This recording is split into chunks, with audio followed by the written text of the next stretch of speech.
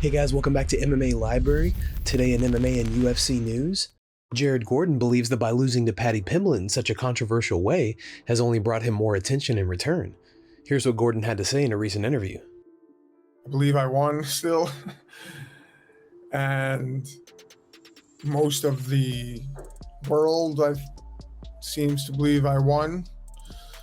You know, I can understand if it was like, everyone was like, you lost. And then I was like, oh, maybe I'm just being biased for myself.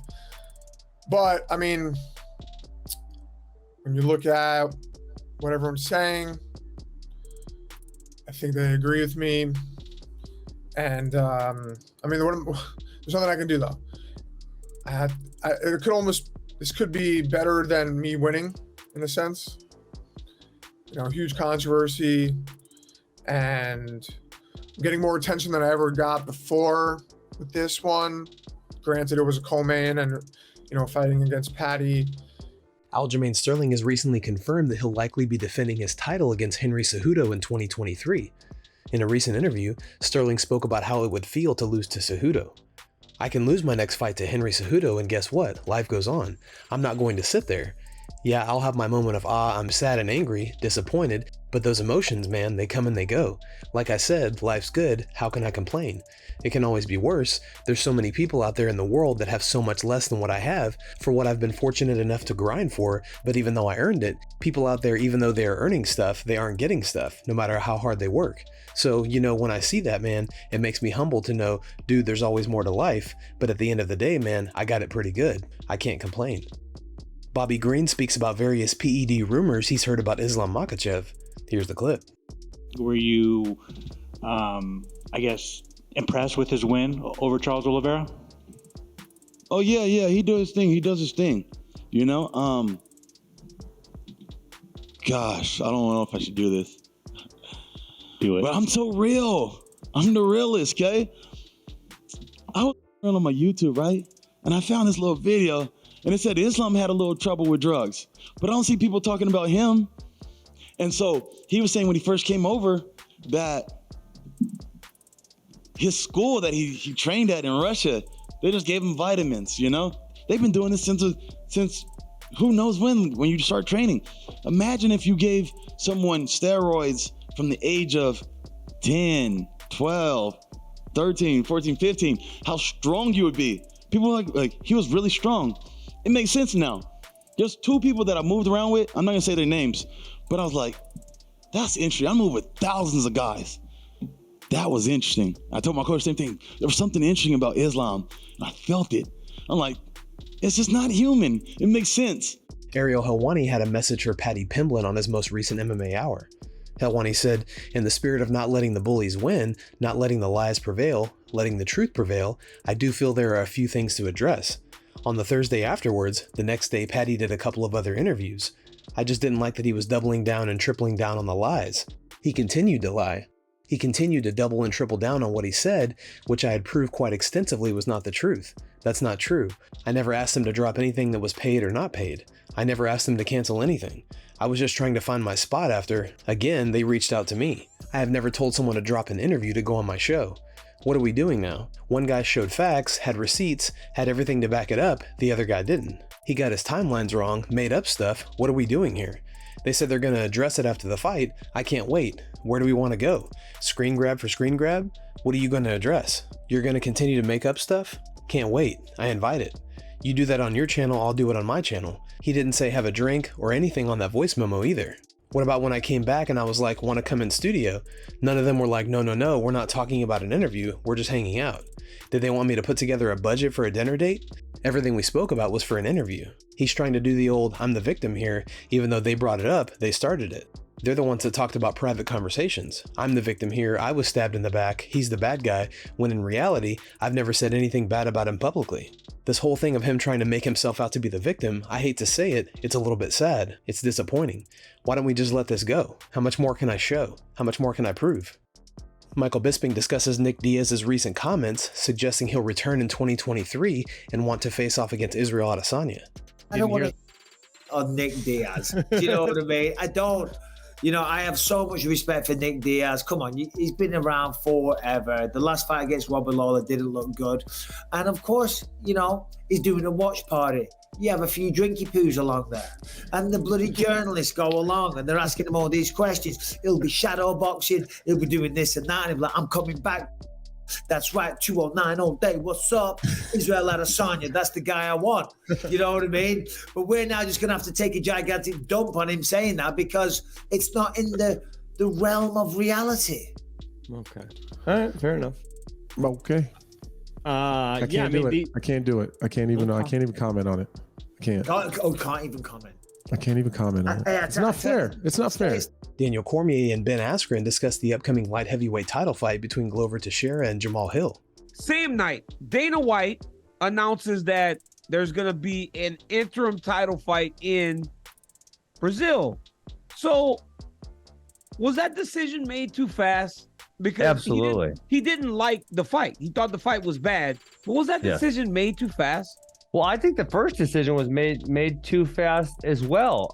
So, I mean, I think it's pretty rare when someone just vacates their belt like Prohaska did, which put them in a unique place. And who knows, maybe the UFC knew he was going to vacate. I'm not certain on that.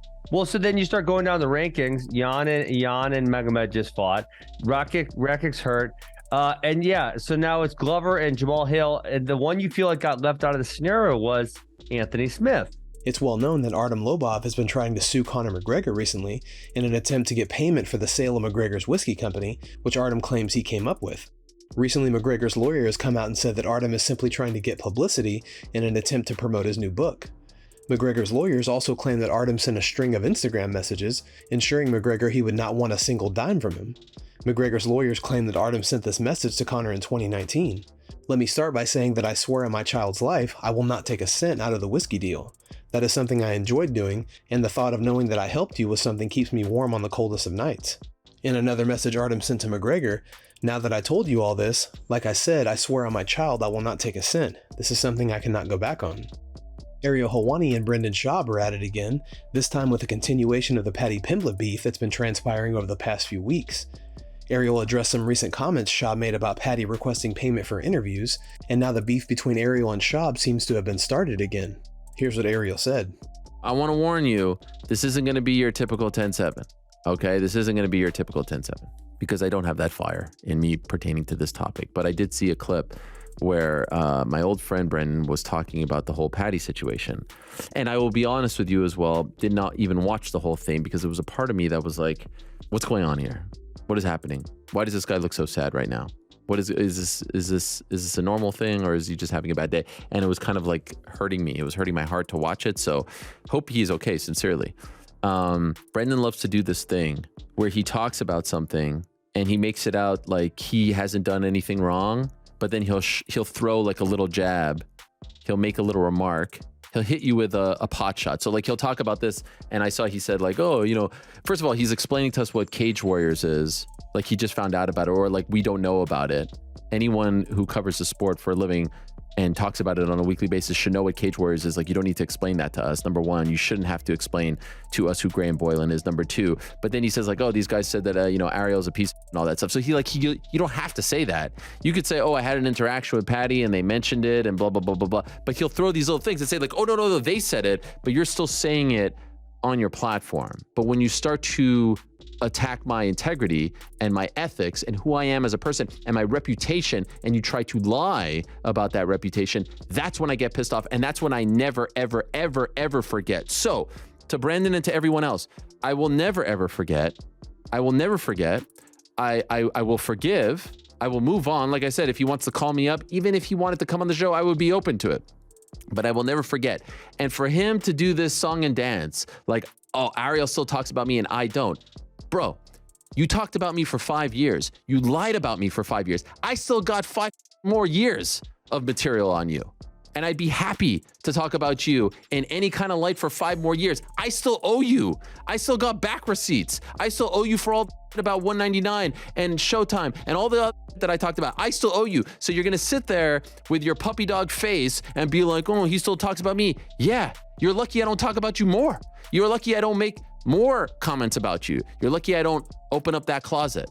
All right. So like I said, best to just leave my name out of your mouth. You want to talk about something because I'm in the news, I'm pertinent, the Paddy thing is up, fine. But I see the little pot shots. I see what you do. I see all the little things that you say. I see it. So you want to side with these guys and you want to make it seem like, oh, you know, when they came to me, they didn't ask for money. Well, maybe they didn't ask for money because they realized how stupid they sounded when I said no to them back in November of 2021 because you spoke to them afterwards. Maybe they realized no one was willing to pay. Maybe they realized that they were out of their freaking minds for ever bringing this up. Maybe because last I checked, they weren't asking people to pay. Or you know what?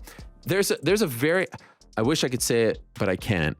There's a very, very, very, very, very, very popular podcast out there that I listen to all the time that I've referenced on this show.